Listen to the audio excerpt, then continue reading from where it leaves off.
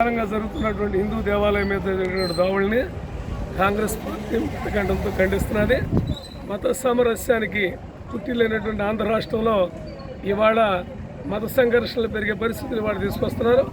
ఆనాడు అంతర్వేదిలో రథం తగలబడింది మొదలుకొని ఇవాళ పండిట్ నెహ్రూ బస్ స్టేషన్లో ఉన్నటువంటి రామాలయంలో సీత విగ్రహం ధ్వంసమైన వరకు కూడా అన్నీ కూడా వరుస సంఘటనలు జరుగుతున్నాయి. వాడు రామతీర్థం సంఘటన విజయనగరం జిల్లా అంటే ఒక రకంగా ప్రశాంతంగా ఉండేటటువంటి జిల్లాలో ఇవాళ ఉత్తరాంధ్రలో కూడా ఒక ఉద్రిక్త వాతావరణం వస్తున్నదంటే దానికి పూర్తిగా ప్రభుత్వ వైఫల్యమే.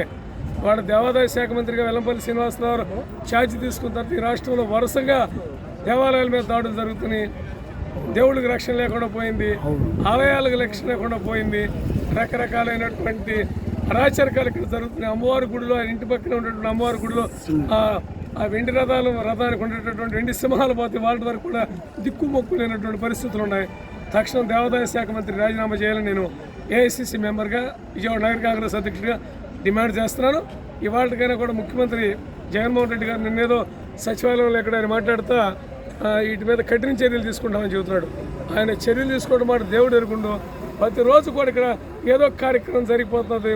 వాళ్ళ హైందవ సాంప్రదాయం ఇవాళ పరోక్షంగా దెబ్బతింటదనేటువంటి భావన హిందువుల్లో కలిగేటటువంటి పరిస్థితి తీసుకొచ్చారు. ఇది మంచి పద్ధతి కాదు.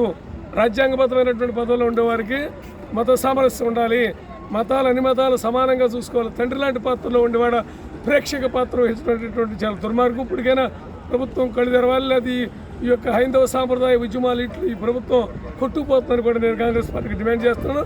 తక్షణం ఏదైతే సీతమ్మవారి పాదాల దగ్గరికి ఉన్నటువంటి సీత విగ్రహం ధ్వంసమైందో పండిట్ నెహ్రూ బస్ స్టేషన్లో తక్షణం దాన్ని పునర్నిర్మాణం చేయించాలి.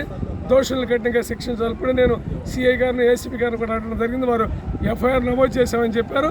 దీని మీద వీరికి ఎఫ్ఐఆర్ నమోదు చేసి వీరికి పక్కన పెడితే సమస్య పరిష్కారం కాదు. పూర్తి స్థాయిలో దీన్ని కొన్ని టీమ్స్ని పెట్టి అది ఎలా జరిగింది, ఏంటి, ఎవరెవరు వచ్చారు, ఏంటి అనే దాని మీద పూర్తి క్షేత్రస్థాయిలో విచారణ జరిపించి దోషులను కఠినంగా శిక్షించి హైందవ సాంప్రదాయాన్ని కాపాడాలని కూడా కాంగ్రెస్ పార్టీ డిమాండ్ చేస్తారు.